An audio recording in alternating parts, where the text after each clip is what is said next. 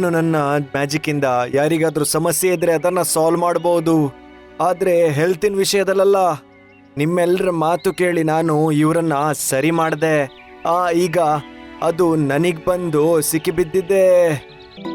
ಒಂದಿನ ಬೆಳಗ್ಗೆ ಚೋಟು ಜಿಂಕೆ ಯಾವುದೋ ಒಂದು ಹೊಸ ಕಾಡಿನ ಕಡೆಗೆ ಹೋಗ್ತಾ ಇರುತ್ತೆ. ಅದರ ಹೆಸರು ಬ್ಲೂ ಹೆವೆನ್.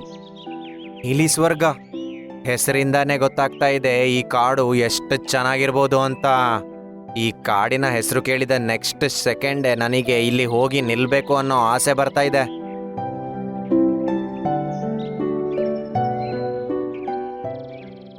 ಆ ಕಾಡಿನ ಬಾಗಿಲೊಳಗಡೆ ಕಾಲೆಜ್ಜೆ ಎತ್ತಿಟ್ಟಿದ ತಕ್ಷಣ ಒಂದು ಮರದ ಮೇಲೆ ಕೋತಿ ಕುತ್ಕೊಂಡಿರೋದು ಕಾಣಿಸತ್ತೆ. ಅದು ಅಲ್ಲಿ ಕುತ್ಕೊಂಡು ಬಾಳೆಹಣ್ಣು ತಿಂತ ಅದರ ಸಿಪ್ಪೆಯನ್ನು ಕೆಳಗಡೆ ಎಸೀತಿತ್ತು. ಏನ್ ಮಂಗಣ್ಣ, ಬಾಳೆಹಣ್ಣು ತಿಂದು ಸಿಪ್ಪೆ ನೆಲಕ್ಕೆ ಬಿಸಾಡ್ತಿದ್ಯಾ? ಸಾರಿ ನೀನಿದನ್ನೆಲ್ಲ ತಕೊಂಡು ಕಾಡಲ್ಲೆಲ್ಲಾದ್ರೂ ಡಸ್ಟ್ಬಿನ್ ಇದ್ರೆ ಅದಕ್ಕೆ ಹಾಕ್ಬಿಡಪ್ಪ. ಕಾಡಲ್ಲಿ ಡಸ್ಟ್ಬಿನ್ ಇಲ್ಲ ಬಿಡು, ಆದ್ರೆ ಕಸಾನ ಒಂದೇ ಕಡೆ ಹಾಕ್ಬೋದಲ್ವಾ? ಜಾಸ್ತಿ ಎಲ್ಲ ಮಾತಾಡ್ಬೇಡ ನೀನು, ಹೋಗ. ಹಂಗಂತ ಅನ್ಕೊಂಡು ಆ ಜಿಂಕೆ ಮುಂದೆ ಹೋಗ್ಬಿಡುತ್ತೆ. ಆಮೇಲೆ ಅದು ಇನ್ನೊಂದು ದೃಶ್ಯವನ್ನು ನೋಡುತ್ತೆ. ಒಂದು ಮೊಳ ಪಾಪ ಸತ್ತೋಗಿರುತ್ತೆ. ಅದರ ಮೇಲೆ ತುಂಬಾ ನೊಣಗಳು ಸುತ್ತಾಡ್ತಾ ಇರ್ತವೆ. ಮತ್ತೆ ಅದನ್ನ ಒಂದು ನರಿ ತಿಂತಾ ಇರುತ್ತೆ. ಹೊಟ್ಟೆ ತುಂಬ್ತು, ಒಳ್ಳೇದು. ನಾಳೆ ಬಂದು ಮತ್ತೆ ತಿಂತೀನಿ. ಹಂಗಂತೇಳಿ ಆ ನರಿ ಅಲ್ಲಿಂದ ಓಡೋಗ್ಬಿಡುತ್ತೆ. ದೇವರೇ, ಇದು ಬ್ಲೂ ಹೆವೆನಾ? ಆ ನರಿ ಸ್ವಲ್ಪ ಮುಂದೆ ನಡ್ಕೊಂಡು ಹೋಗ್ತಿದ್ದಂಗ್ಲೆ ಕಾಡಿನ ನಿಜವಾದ ರೂಪ ಅದರ ಕಣ್ಣು ಮುಂದೆ ಬರ್ತಾ ಹೋಗ್ತಿತ್ತು. ಎಲ್ಲಾ ಕಡೆನೂ ಕಸ ಎಲ್ಲಾ ತಿಂದು ಅಲ್ಲಿ ಇಲ್ಲಿ ಬಿಸಾಕಿರ್ತಾರೆ. ಮನಸ್ಸಲ್ಲಿ ತುಂಬಾನೇ ಪ್ರಶ್ನೆಗಳೊಂದಿಗೆ ಅದು ಕಾಡಿನ ರಾಜನತ್ರ ಹೋಗುತ್ತೆ. ನನಗ್ ಗೊತ್ತು. ನಾನ್ ತುಂಬಾ ಟ್ರೈ ಮಾಡ್ದೆ. ಕೆಲವು ಪ್ರಾಣಿಗಳನ್ನ ಜೈಲಿಗೆ ಹಾಕದೆ ನಾನು. ಅವರು ಆಹಾರ ಕೇಳ್ತಾರ ನನ್ನ ಹತ್ರನೇ. ಕೆಲವರನ್ನ ಇಲ್ಲಿಂದ ನಾನು ಕಳಿಸ್ಬಿಟ್ಟಿದ್ದೆ, ಆದ್ರೆ ಅವರು ಬೇರೆ ಕಡೆ ಹೋಗಿ ಮತ್ತೆ ಇಲ್ಲಿಗೆ ಬಂದಿದ್ದಾರೆ. ಇವರಿಂದಾಗಿ ನನ್ನ ಹೆಂಡತಿ ಕೂಡ ಇಲ್ಲಿಂದ ಹೊರಟೋಗಿದ್ದಾಳೆ. ನನಗೆ ಟೆನ್ಷನ್ ಆಗ್ತಾ ಇದೆ. ಹಾಗಾದ್ರೆ ನಾನು ಇವರನ್ನ ಸರಿ ಮಾಡೇ ಮಾಡ್ತೀನಿ. ಹಂಗಂತ ಹೇಳಿ ಅದು ಏನು ಮಾತಾಡದೆ ಅಲ್ಲಿಂದ ಹೋಗ್ಬಿಡುತ್ತೆ. ಮತ್ತೆ ಅದೇ ಕಾಡಲ್ಲಿ ಒಂದು ಗುಹೆ ಒಳಗಡೆ ಜೀವಿಸುತ್ತಿರುತ್ತೆ. ಮಾರನೇ ದಿನ ಜಿಂಕೆ ಮನೆಯಿಂದ ಆಚೆ ಬರುತ್ತೆ. ಆಗ ಅದರ ಎದುರಿಗೆ ಒಂದು ಜೀಬ್ರಾ ಓಡ್ತಾ ಬರ್ತಾ ಇರುತ್ತೆ. ಸೈಡಿಗೋಗಿ ಜೋರ್ ಓಡ್ಕೊಂಡು ಬರ್ತಾ ನಾನು. ಜೀಬ್ರಾ ಓಡೋಡ್ತಾ ಬರ್ತಾನೆ. ಮತ್ತೆ ಕೆಳಗಡೆ ಬಿದ್ದಿರುವ ಸಿಪ್ಪೆಗಳ ಮೇಲೆ ಅದರ ಕಾಲೆಜ್ಜೆ ಇಟ್ಟು ಅದು ಜಾರಿ ಹೋಗಿ ಅಲ್ಲೇ ಇರುವ ಮರಕ್ಕೆ ಹೋಗಿ ಕುತ್ಕೊಳ್ಳುತ್ತೆ. ನೋಡ್ರು, ಎಲ್ಲಾ ಜಂತುಗಳು ಅವನ ಮುಂದೆ ಹಾಜರಾಗ್ತಾರೆ. ನೋಡ್ ಮಂಗಣ್ಣ, ನಿನ್ನೆ ನೀನು ಸಿಪ್ಪೆ ಅಲ್ಲಿ ಹಾಕಿರ್ಲಿಲ್ಲ ಅಂದ್ರೆ ಜೀಬ್ರಾಗೆ ಹೀಗಾಗ್ತಾನೆ ಇರ್ಲಿಲ್ಲ. ನೋವು ಆಗ್ತಾ ಇದೆ. ಅಯ್ಯೋ, ಯಾರಾದ್ರೂ ಹೆಲ್ಪ್ ಮಾಡಿ. ಇಲ್ಲಿ ನಿಂದು ಯಾವುದೇ ತಪ್ಪಿಲ್ಲ ಅಂತ ಕಾಣ್ತಾ ಇದೆ, ಅದಕ್ಕೆ ನಿನ್ನ ನಾನು ಸರಿ ಮಾಡ್ತೀನಿ.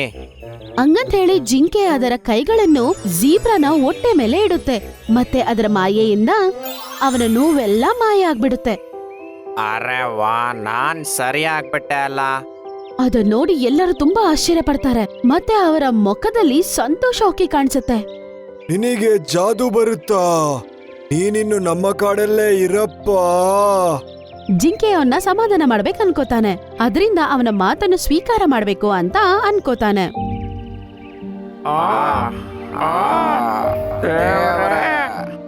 ಮತ್ತೆ ಮಧ್ಯಾಹ್ನ ಜಿಂಕೆ ನೋಡುತ್ತೆ, ತೋಳ ಮತ್ತೆ ನರಿ ಕೆಳಗಡೆ ಬಿದ್ದು ನೋವಿನಿಂದ ನರ್ಲಾಡ್ತಾ ಇರ್ತಾರೆ ಅವರಿಬ್ರು. ಅರೆ, ನಿಮಗೇನಾಯ್ತಪ್ಪ? ರಾತ್ರಿ ಹೊಟ್ಟೆ ನೋಯ್ತಿತ್ತು.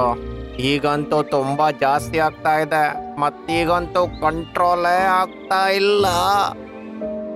ರಾತ್ರಿ ನೀವು ಏನ್ ತಿಂತಿದ್ರಿ?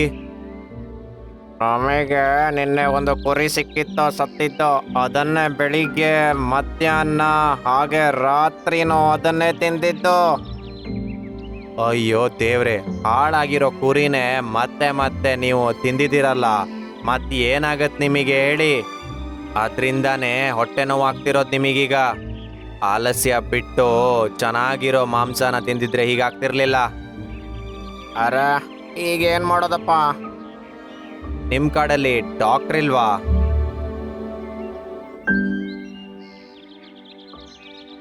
ಡಾಕ್ಟರ್ ಮೊಳ 1 ತಿಂಗಳ ಹಳೆ ಕ್ಯಾರೆಟ್ ಅನ್ನು ಅವನು ತಿಂದ. ಅವಾಗಿಂದ ಅವನ್ಗೆ ಮೈ ಹುಷಾರೇ ಇಲ್ಲ. ಅಯ್ಯೋ ದೇವ್ರೆ, ಈ ಡಾಕ್ಟ್ರು ಕೂಡ ಹೀಗೇನೇನಾ? ಸರಿ ಬಿಡು, ನಾನೊಂದು ನಿನಗೆ ಔಷಧಿ ಹೇಳ್ತೀನಿ. ಅದನ್ನ ಕಪ್ಪು ಬೆಟ್ಟದಿಂದ ಯಾರಾದರೂ ತಕೊಂಬನ್ನಿ. ಜಿಂಕೆ, ನಿನಗೆ ಜಾದು ಬರುತ್ತಲ್ವಾ? ಅದ್ರಿಂದಲೇ ಇವ್ರನ್ನ ಸರಿ ಮಾಡ್ಬೋದಲ್ವಾ? ಮತ್ತೆ ನಮ್ಮನ್ನ ಯಾಕಲ್ಲ ಕಳಿಸ್ತಿದ್ಯಾ? ಎಲ್ಲರ ಮಾತು ಕೇಳಿಸ್ಕೊಂಡು ಜಿಂಕೆ ಅವರ ಹೊಟ್ಟೆಯ ಮೇಲೆ ಕೈಯನ್ನು ಇಡುತ್ತೆ ಮತ್ತೆ ಕಣ್ಗಳನ್ನು ಮುಚ್ಕೊಂಡು ಮಾಯ ಮಾಡುತ್ತೆ. ಆಮೇಲೆ ಅವರು ಆರೋಗ್ಯವಂತರಾಗ್ಬಿಡ್ತಾರೆ. ಆದ್ರೆ ಅದೇ ಸಮಯದಲ್ಲಿ ಜಿಂಕೆಯ ಹೊಟ್ಟೆ ನೀಲಿ ಬಣ್ಣಕ್ಕೆ ಬದಲಾಗೋದು ನೋಡ್ತಾರೆ. ನಾವ್ ಸರಿಯಾದ್ವಿ. ಸರಿಯಾಗಾದ್ರೆ ನಾನು ಹೊರಡ್ತೀನಿ, ನೀವು ಜಾಗ್ರತೆ. ಹಂಗಂತೇಳಿ ಜಿಂಕೆ ಅದರ ಗುಹೆಗೆ ಅಲ್ಲಿಂದ ಹೋಗ್ಬಿಡುತ್ತೆ. ಮಾರನೇ ದಿನ ಅವ್ರು ಯಾರು ಅನ್ಕೋದೇ ಇರುವ ಒಂದು ವಿಷಯ ನಡೆದು ಹೋಗ್ಬಿಡುತ್ತೆ. ಆ ಅಬ್ಬಾ, ಅರೆ ಇದಂತೂ ಜಿಂಕೆಯ ವಾಯ್ಸ್ ಅಲ್ವಾ? ಎಲ್ಲಾ ಜಂತುಗಳು ಒಟ್ಟುಗೂಡಿ ಜಿಂಕೆಯ ಬಳಿ ಬರ್ತವೆ. ಅವರೆಲ್ಲರೂ ನೋಡ್ತಾರೆ, ಜಿಂಕೆ ಪಾಪ ಕೆಳಗಡೆ ಕುತ್ಕೊಂಡು ನೋವಿನಿಂದ ನರ್ಲಾಡ್ತಿರುತ್ತೆ. ಅದರ ಪಕ್ಕದಲ್ಲಿ ಶೇರ್ ಖಾನ್ ಕೂಡ ನಿಂತಿರ್ತಾನೆ. ಏನಾಯ್ತು ಜಿಂಕೆ? ಯಾಕೀಗ ಬೊಬ್ಬೆ ಹೊಡಿತಿದ್ಯಾ ನೀನು? ನನಗೆ ತುಂಬಾ ಹೊಟ್ಟೆ ನೋವಾಗ್ತಾ ಇದೆ. ಅಬ್ಬಾ, ಏನೋ ಚೆನ್ನಾಗಿ ತಿಂತೀಯಾ, ಗುಹೆನೂ ಚೆನ್ನಾಗಿಟ್ಕೊಳ್ತೀಯಾ, ಮತ್ತೆ ನಿನಗೆ ಹೇಗಾಯ್ತಿದೆಲ್ಲ? ನಾನು ನನ್ನ ಮ್ಯಾಜಿಕ್ ಇಂದ ಯಾರಿಗಾದ್ರೂ ಸಮಸ್ಯೆ ಇದ್ರೆ ಅದನ್ನ ಸಾಲ್ವ್ ಮಾಡಬಹುದು. ಆದ್ರೆ ಹೆಲ್ತಿನ ವಿಷಯದಲ್ಲ. ನಿಮ್ಮೆಲ್ಲರ ಮಾತು ಕೇಳಿ ನಾನು ಇವರನ್ನ ಸರಿ ಮಾಡಿದೆ. ಈಗ ಅದು ನನಗ್ ಬಂದು ಸಿಕ್ಕಿಬಿದ್ದಿದೆ. ಏನೋ? ಹಾ, ನಿಮ್ಮ ಹೊಟ್ಟೆಲಿರೋ ಇನ್ಫೆಕ್ಷನ್ ಈಗ ನನ್ನ ಹೊಟ್ಟೆಲಾಗ್ತಾ ಇದೆ. ಮತ್ ನನಗಂತೂ ಗೊತ್ತಾಗ್ತಾ ಇಲ್ಲ ನಾನು ಉಳಿತೇನೋ ಇಲ್ವೋ ಅಂತ. ನೋಡ್ಕೊಂಡ್ರ ನೀವೆಲ್ಲ, ನೀವು ಮಾಡಿರೋ ಕರ್ಮದ ಫಲ ಈಗ ಈ ಜಿಂಕೆ ತಿಂತಾ ಇದೆ. ಅಲ್ಲ, ನಾವು ನಿನ್ನ ಸಾಯಕ್ ಬಿಡಲ್ಲ. ನೀನ ಔಷಧಿನ ಹೇಳು, ನಾನ್ ತಕೊಂಬರ್ತೀವಿ. ಕಪ್ಪು ಬೆಟ್ಟದ ಮೇಲೆ ಖರ್ಜೂರದ ತುಂಬಾ ಮರಗಳಿವೆ. ಅಲ್ಲಿ ಒಂದು ಮರದಲ್ಲಿ ಟೊಮ್ಯಾಟೊ ಸೈಜ್ನ ಖರ್ಜೂರಗಳಿರುತ್ತೆ. ಅದರ 4 ಖರ್ಜೂರನ ತಿಂದ್ರೂ ಕೂಡ ನಾನು ನನ್ನ ಜೀವನ ಉಳಿಸ್ಕೊಳ್ಬಹುದು. ನೀನ್ ಟೆನ್ಷನ್ ಮಾಡಬೇಡ, ನಾವು ತಕೊಂಬರ್ತೀವಿ ಈಗ ಅದನ್ನ. ಮೋಂಟು, ಹತ್ತೆ, ನರಿಯಣ್ಣ ಮತ್ ಜಿರಾಪು, ನಾವ್ ಈಗ್ಲೇ ಹೊರಡ್ಬೇಕು, ಮತ್ತೆ ಬೇಗ ಬರ್ಬೇಕಪ್ಪ. ಹಾ ನಡೀರೆ. ಎಲ್ಲರೂ ಹೆಂಗಾದ್ರೂ ಹೋಗ್ಲೇಬೇಕನ್ನೋ ಜೋಶಿಂದ ಕಪ್ಪು ಬೆಟ್ಟದ ಕಡೆಗೆ ನಡ್ಕೊಂಡು ಹೋಗ್ತಾರೆ. ಮತ್ತೆ 1 ಗಂಟೆಯ ಒಳಗಡೆನೆ ಅವರು ಅಲ್ಲಿಗೆ ಹೋಗ್ಬಿಡ್ತಾರೆ. ಅಲ್ಲಡಿ ಖರ್ಜೂರದ ಮರಗಳು. ಹದ್ದಣ್ಣ, ಮಂಗ, ಬೇಗ ಖರ್ಜೂರ ಅಂತ ತೆಗೀರಿ. ಹದ್ದು ಹಾರ್ಕೊಂಡು ಮರದ ಮೇಲೆ ಹೋಗುತ್ತೆ. ಮತ್ತೆ ಕೋತಿ ಮರದ ಮೇಲೆ ಹತ್ತುತ್ತೆ. ಇಬ್ರು ತುಂಬಾ ಖರ್ಜೂರಗಳನ್ನು ಕಿತ್ತು ಕೆಳಗಡೆ ಹಾಕ್ತವೆ. ನರಿ ಮತ್ತೆ ಜಿರಾಫ್ ಮುಂಚೆನೆ ಕೆಳಗಡೆ ಒಂದು ದೊಡ್ಡ ಎಲೆಯನ್ನು ಹಾಕಿರ್ತಾರೆ. ಮತ್ತೆ ಎಲ್ಲಾ ಖರ್ಜೂರಗಳು ಆ ಎಲೆ ಮೇಲೆ ಬೀಳುತ್ತೆ. ಮತ್ತೆ 1 ಗಂಟೆ ಒಳಗಡೆನೆ ಅವರು ಆ ಖರ್ಜೂರಗಳನ್ನು ಎತ್ಕೊಂಡು ಕಾಡಿಗೆ ಹೋಗ್ತಾರೆ. ಅಷ್ಟರಲ್ಲಿ ಜಿಂಕೆಯ ಕಣ್ಗಳು ಕೂಡ ಮುಚ್ಕೊಂಡು ಹೋಗ್ತಿದ್ವು. ಚೋಟ ಹೇಳು. ಕೋತಿ ಅವನನ್ನ ತಲೆ ತಟ್ಟಿ ಎಬ್ಸುತ್ತೆ. ತಕೋ ತಿನ್ನಪ್ಪ. ಜಿಂಕೆ ಒಂದೊಂದಾಗಿ 7 ಖರ್ಜೂರ ತಿನ್ನುತ್ತೆ. ಮೆಲ್ಲಕ್ಕೆ ಅದಕ್ಕೆ ಆ ನೋವಿನಿಂದ ವಿಮುಕ್ತಿ ಸಿಗುತ್ತೆ. ತುಂಬಾ ಧನ್ಯವಾದಗಳು ನಿಮಗೆ.